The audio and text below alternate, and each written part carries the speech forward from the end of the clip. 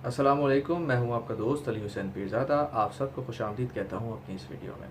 आज हम बात करेंगे बांग्लादेश के मौजू पे। जी हाँ, मैं बात कर रहा हूं हाल ही में होने वाले उस वाक़े की कि जिसमें चंद स्टूडेंट्स की तरफ से स्टार्ट किए हुए प्रोटेस्ट ने एक इतने बड़े प्रोटेस्ट की शक्ल इख्तियार कर ली कि जिसमें एक मुल्क के प्राइम मिनिस्टर ही को अपनी सीट छोड़ के वहाँ से रिज़ाइन दे के मुल्क से फ़रार होना पड़ा।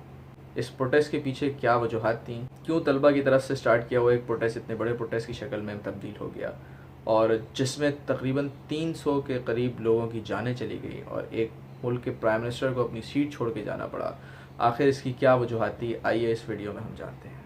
ये सब जानने के लिए सबसे पहले हम ये देख लेते हैं कि बांग्लादेश आखिर पाकिस्तान से जुदा क्यों हुआ था, क्यों ईस्ट पाकिस्तान और वेस्ट पाकिस्तान को एक दूसरे से अलग होना पड़ा। पाकिस्तान के आज़ाद होने के बाद जब ईस्ट पाकिस्तान में रहने वाले लोगों की अक्सरियत जो तादाद थी वो बंगाली ज़बान बोला करती थी, इस पर वेस्ट पाकिस्तान की तरफ से ईस्ट पाकिस्तान पर उर्दू ज़बान को मुसलत किया गया और दूसरी नाइंसाफ़ियों की वजह से ये सेपरेशन जो है वो वजूद में आई। जब 1970 के इलेक्शन के रिज़ल्ट में देखा गया कि ईस्ट पाकिस्तान से मेजॉरिटी तकरीबन सारी ही सीट जो हैं वो शेख मुजीबुर रहमान साहब ने जीती और लेकिन जनरल याया ने जो है वो फिर उन इलेक्शंस को मानने से इनकार कर दिया और जिसके बाद आप सबको पता है कि एक जंग हुई और उसमें इंडिया की सपोर्ट के बाद जो है बांग्लादेश पाकिस्तान से अलग हो गया और एक इनफरादी मुल्क बांग्लादेश के नाम से लोगों के सामने रूनुमा हुआ।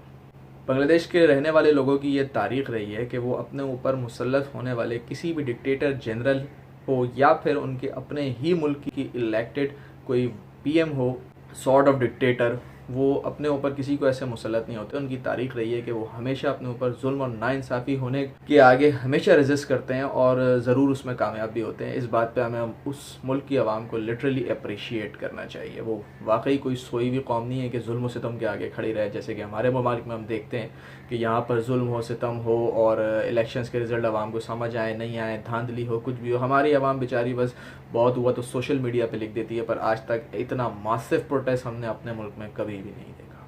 तो आइए हम जानते हैं कि ये कोटा सिस्टम पे होने वाली जंग क्या थी। जब बांग्लादेश आज़ाद हुआ तो बांग्लादेश की कॉन्स्टिट्यूशन में ये एक पॉइंट लिखा गया कि बांग्लादेश की तरफ से जिन लोगों ने पाकिस्तानियों से जंग की थी उन्हें फ्रीडम फाइटर्स कहा जाता था। उन फ्रीडम फाइटर्स के लिए वहाँ की हुकूमत ने कुछ रिज़र्व कोटा जो है वो जॉब्स का उनके लिए रखा कि ताकि इनकी फैमिलीज़ को जो है वो हम रिवॉर्ड कर सकें, जो कि समझ भी आता है। डेफिनेटली उन्होंने एक बहुत बड़ी जंग में जो है वो अपने मुल्क के लिए जंग लड़ी थी। तो इन फ्रीडम फाइटर्स के लिए कुछ रिज़र्व कोटा सेलेक्ट किया गया वहाँ की हुकूमत की तरफ से।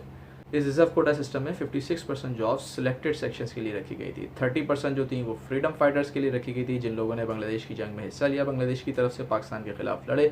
10% वुमेंस के लिए थी, 10% बैकवर्ड डिस्ट्रिक्ट्स के लिए थी और 5% जो है वो माइनॉरिटीज़ और 1% जो है वो फिज़िकल डिसेबल लोगों के लिए रखी गई। यानी कि बची 44% जॉब जो कि मेरिट पे बांग्लादेश के लोगों को मिल सकती थी।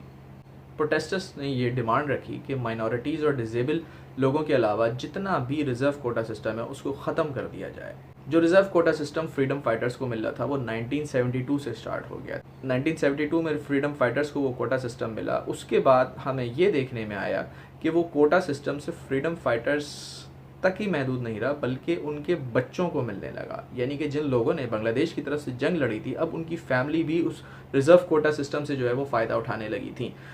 यहाँ भी बात रुकी नहीं। इसके बाद ये देखा गया कि फ्रीडम फाइटर्स के बच्चों के बच्चे, यानी कि फ्रीडम फाइटर्स के ग्रैंड सन्स तक को जो है वो रिज़र्व कोटा सिस्टम से बहुत फ़ायदा पहुँचने लगा। जिसके बाद काफ़ी ऐसी मूवमेंट्स उठी इस रिज़र्व कोटा सिस्टम को ख़त्म करने की, लेकिन उनका कोई ऐसा पुरअसर नतीजा सामने ना आ सका। बहरहाल काफ़ी सालों बाद ये देखा गया कि उनके कोर्ट की तरफ से ये फ़ैसला आया कि जी अब फर्स्ट और सेकंड क्लास जॉब्स के लिए जो है वो ये रिज़र्व कोटा सिस्टम काम नहीं करेगा। कुछ सालों ऐसे ही चलता रहा, लेकिन 2021 में कुछ फ्रीडम फाइटर्स की फैमिलीज़ की तरफ से एक पटिशन दायर की गई कोर्ट में और ताकि इस कोटा सिस्टम को वापस बहाल करा लिया जाए। कुछ सालों ये केस ऐसे ही चलता रहा और फिर आप सब ने देखा होगा कि 5 जून 2024 को बांग्लादेश के कोर्ट की तरफ से ये फ़ैसला आया और उन्होंने वापस इन रिज़र्व कोटा सिस्टम को जो है वो बहाल कर दिया। जिसके बाद देखते ही देखते वहाँ के तलबाओं ने एक प्रोटेस्ट स्टार्ट करा। ये प्रोटेस्ट शुरू में तो एक छोटा प्रोटेस्ट था, लेकिन वक्तन बवक्तन ये प्रोटेस्ट एक बहुत ही मासिव प्रोटेस्ट की शक्ल इख्तियार कर गया। इन प्रोटेस्टर्स का ये कहना था कि हमारी कॉन्स्टिट्यूशन में ये कहीं भी नहीं लिखा हुआ कि ये reserve quota system freedom fighters के बाद उनके बच्चों, बल्कि उनके बच्चों के भी बच्चों, उनके ग्रैंडसन्स को मिलेगा। ये उनका मेन मुद्दा था जिस पर प्रोटेस्टर्स ने जो है वो हल्के हल्के पूरे बांग्लादेश में जो है वो धरने स्टार्ट कर दिए थे इसके ऊपर। इन धरनों में प्रोटेस्टर्स का सामना अवामी लीग के स्टूडेंट विंग के साथ क्लैशेस भी हुए, उनके आपस में बहुत से क्लैशेस भी हुए, फिर पुलिस बीच में आ गई, आंसू गैस और रबर बुलेट्स वगैरह का इस्तेमाल हुआ। बिलाखिर यहाँ पर लोगों की जानें चली गई। तकरीबन 300 के करीब लोग, जिसमें स्टूडेंट्स और दूसरे लोग भी, क्योंकि डेफिनेटली अब पूरा बांग्लादेश ही निकल आया था इस चीज़ के ख़िलाफ़, उन लोगों की जानें गई। वहाँ की स्टेट की तरफ से अपने ही लोगों को मारा गया, जो कि एक बहुत बड़ा जुल्म था। अब यहाँ एक गलती वहाँ की पीएम हसीना वाजिद से हुई। उन्होंने एक स्टेटमेंट ऐसा पास किया जिसकी वजह से प्रोटेस्टर्स के दिलों को बहुत ज़्यादा दुख पहुँचा। वो कहती हैं कि मुझे समझ ही नहीं आता कि आखिर इन प्रोटेस्टर्स को फ्रीडम फाइटर से इतना मसला ही क्यों है। अगर ये रिज़र्व कोटा सिस्टम की जॉब्स फ्रीडम फाइटर्स के ग्रैंडसन्स को नहीं मिलेंगी तो क्या रज़ाकार के ग्रैंडसन्स को मिलेगी? मतलब पहले मैं आपको ये बताता हूँ कि ये रज़ाकार कौन है। फ्रीडम फाइटर मैं आपको बता चुका, जो लोग बांग्लादेश के लिए लड़े थे पाकिस्तान से, ठीक है। और रज़ाकार वो लोग थे जो वॉलंटरली पाकिस्तान की तरफ से लड़े थे बांग्लादेश के लोगों से, ठीक है, जो कि तकरीबन 50,000 लोगों का एक पैरामिलिट्री ग्रुप था, उसको रज़ाकार कहा जाता था। यानी कि अगर एक प्राइम मिनिस्टर अपने मुल्क के प्रोटेस्ट करने वाले तलबा को रज़ाकार, जिसका मतलब है गद्दार, डेफिनेटली बांग्लादेश के ख़िलाफ़ लड़े तो वो गद्दार हुए, तो वो ये कह रही हैं कि क्या रज़ाकार के ग्रैंडसन्स को मिलेंगे। जब प्रोटेस्टर्स ने ये सुना कि अब वो हमें रज़ाकार से मिला रही हैं, यानी कि वो हमें गद्दार डिक्लेयर कर रही हैं, तो वो प्रोटेस्ट बहुत ही मुश्ताइल हो गए। अच्छा, बांग्लादेश की सेपरेशन के बाद बांग्लादेश की तरफ से इन रज़ाकारों के ख़िलाफ़ काफ़ी ऑपरेशंस किए गए, यानी कि उन लोगों को उठाया गया जो बांग्लादेश में मौजूद थे और रज़ाकार बन के उन्होंने बांग्लादेश के ख़िलाफ़ जंग करी थी। फिर बाद में देखने में आया कि इन्हें काफ़ी सज़ाएँ भी हुई हैं और कुछ को सज़ाए मौत हुई और कुछ को जो है वो उम्र कैद भी दी गई बांग्लादेश की हुकूमत से। इसके बाद यूँ हुआ कि जब प्राइम मिनिस्टर ने वहाँ के लोगों को गद्दार कहा तो डेफिनेटली उनकी तरफ से भी कोई ना कोई रद्द अमल आना था। फिर उन्होंने बांग्लादेश की सड़कों पर वहाँ की प्राइम मिनिस्टर को डिक्टेटर के नारे लगाना शुरू कर।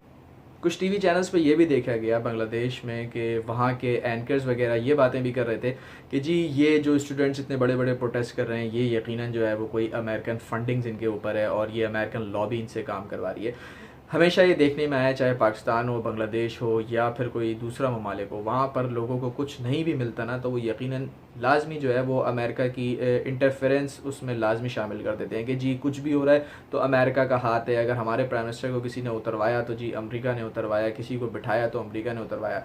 मान लेते हैं अमेरिका का हाथ होगा बहुत सी चीज़ों में, पर ऐसा नहीं है कि हर मुल्क की हुकूमत उतरने और बैठने में अमेरिका ही का हाथ है। ये एक फजूल सा जो है वो इल्ज़ाम लगा दिया जाता है बहुत से लोगों की तरफ से, चीज़ों को घुमाने के लिए और हकीकतों को छुपाने के लिए। बिलाखिर 300 लोगों की जानें लेने के बाद इस प्रोटेस्ट का ये नतीजा आया कि 5 अगस्त को आप सब ने देखा होगा उनके मुल्क की पीएम हसीना वाजिद को मुल्क छोड़कर भागना पड़ा। वहाँ की आवाम पीएम हाउस में घुस गई, वहाँ का सामान उठा लिया, चीज़ें तोड़ फोड़ कर दी, जो कि बिल्कुल भी अच्छा अमल नहीं है बहरहाल। और फिर जो है उनकी पीएम हसीना वाजिद को मुल्क छोड़ के इंडिया भागना पड़ा और फिर बिलाखिर उन्हें रिज़ाइन करना पड़ा अपने इस ओहदे से। शुरू में देखा ये जा रहा था कि आर्मी वहाँ की हुकूमत को बैक कर रही थी। ये जो लोगों का कत्ल हुआ है इसमें कुछ आपस में क्लैशेज़ हुए हैं पार्टियों के, लेकिन बहुत से लोगों की जानें डेफिनेटली स्टेट की तरफ से भी चलाई गई गोलियों की वजह से हुई है। और जब वहाँ की आर्मी ने ये देखा कि अब पूरा बांग्लादेश ही बाहर निकल गया है तो उन्होंने बहुत अक्लमंदी का सबूत दिया और जो है वो पीएम को बैक करना ख़त्म किया और आवाम की गुडविल हासिल करी कि जी हम आपके साथ हैं और आप भरोसा रखें, अब अगली जो हुकूमत आएगी वो आप ही की इलेक्ट की गई आएगी। और फिर जो है वो पीएम साहब को वहाँ से भाग के रिज़ाइन करना पड़ा। करंट सूरत हाल ये है बांग्लादेश में कि वहाँ पे अभी अबूरी हुकूमत कायम हो रही है, ठीक है, और लोगों का जो है वो ये प्रोटेस्ट एक बहुत ही पॉजिटिव रिज़ल्ट लेके आया है। मैं ये समझता हूँ कि ऐसी कौमें अपने ऊपर होने वाली हर ज़्यादती को उठा के फेंक देती हैं। जैसे कि हमने माजी में देखा, अगर वो वेस्ट पाकिस्तान की तरफ से कोई ज़्यादती की गई हो तब भी बांग्लादेश की आवाम ने उसके ख़िलाफ़ रजिस्ट किया है, या फिर उनके अपने ही ऊपर बैठी हुई कोई लीडर इतने सालों से, माना कि वो लीडर जो है वाकई बांग्लादेश के फाउंडर शेख मुजीबुर रहमान साहब की साहबजादी थी, लेकिन डेफिनेटली गलत तो गलत है, कोई भी किसी के साथ करे। उस आवाम ने उनके ख़िलाफ़ रेजिस्टेंस दिखा के ये साबित कर दिया कि हम गलत को कभी भी अपनी आवाम के ऊपर मुसल्लत होने नहीं देंगे। ये भी कहा जाता है कि डेफिनेटली बांग्लादेश की डेवलपमेंट में भी बहुत बड़ा हाथ जो है उनकी पीएम हसीना वाजिद साहिबा का है। आप सबने देखा होगा टेक्सटाइल यूनिट पूरा पाकिस्तान से वहाँ चला गया और बहुत ज़्यादा तरक्की हुई है, डेवलपमेंट हुई है और काफ़ी बेहतर भी इक़दामात लिए गए हैं बांग्लादेश की तरक्की में वाजिद साहिबा की तरफ से। लेकिन डेफिनेटली ये वो स्टेप था, ये वो मौजू था कि जिस पे वहाँ की आवाम बहुत ज़्यादा दुखी हो गई थी, क्योंकि डेफिनेटली अगर वहाँ के पढ़े लिखे नौजवानों को नौकरियाँ नहीं मिल रही मेरिट पे और सारी की सारी तकरीबन मेजॉरिटी जॉब जो हैं वो जा रही हैं जी ये फ्रीडम फाइटर्स की ग्रैंड सन्स को, तो उनका अपने हक़ के लिए खड़ा होना बनता था। और जो कि उन्होंने एक बहुत ही बड़ा सबक दिया है दूसरी कौमों को, और मैं समझता हूँ कि हमारे मुल्क की कौम को भी इससे सीखना चाहिए। आए दिन बैठ के हम हुकूमती मसाइल पे या जो है हमारी इस्टेब्लिशमेंट के ख़िलाफ़ बातें तो कर रहे होते हैं, मगर आज तक हमने कोई ऐसा मासिव प्रोटेस्ट अरेंज नहीं करा, क्योंकि मसला ये है कि हमारी कौम ऑलरेडी बहुत चीज़ों में डिवाइड हुई हुई है। मेरे ख़्याल से बांग्लादेश की आवाम को इतना डिवाइड नहीं किया गया जितना हमारी कौम को डिवाइड किया गया है। ज़बान हो, मज़हब हो, फ़िरका हो, कौम हो, कुछ भी चीज़ें हो, हम बहुत डिवाइडेड हैं, हम एक पेज पे खड़े ही नहीं हो पाते। आई गेस हमें भी ऐसी कौमों से सीखना चाहिए और आगे आने वाले जुल्म के ख़िलाफ़ अपनी कौम को इकट्ठा करना चाहिए। आप सब अपना ख्याल रखिएगा। अगर आपको मेरी वीडियो पसंद आई हो तो इसको लाइक और सब्सक्राइब ज़रूर कीजिएगा। अल्लाह हाफ़िज़।